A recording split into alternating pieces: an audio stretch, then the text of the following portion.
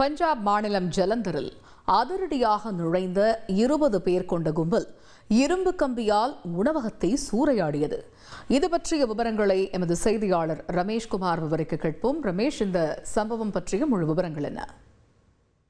பஞ்சாப் மாநிலம் ஜலந்தரில் மன்ராம் வைஷ்ணவோ தாபா என்கிற உணவகம் இருக்கிறது. தாபா என்றால் சாலையோர உணவகம் என்று அர்த்தம். இந்த உணவகத்திற்குள் புகுந்த சுமார் 15 முதல் 20 பேர் கொண்ட கும்பல் இரும்பு ராடு, தடி உள்ளிட்ட ஆயுதங்களை கொண்டு அந்த உணவகத்தை அடித்து நொறுக்கி சூறையாடி இருக்கின்றனர். அது மட்டுமின்றி அங்கு பணியாற்றக்கூடிய சமையல் கலைஞர்கள், பணியாளர்கள் ஆகியோரையும் உருட்டுக்கட்டை, இரும்பு ராடு ஆகியவற்றால் அவர்கள் தாக்கி இருக்கின்றனர். இது தொடர்பான சிசிடிவி காட்சிகள் வெளியாகி இருக்கின்றது.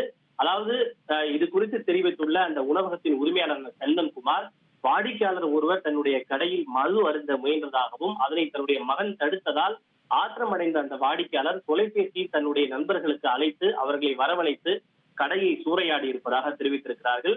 கடையை சூறையாடிய கும்பலில் ஒருவரை மட்டும் பிடித்து காவல்துறையிடம் ஒப்படைத்திருக்கிறார்கள். எஞ்சியுள்ளவர்கள் தப்பி ஓடிவிட்ட நிலையில் அவர்களை காவல்துறையினர் தேடி வருகின்றனர்.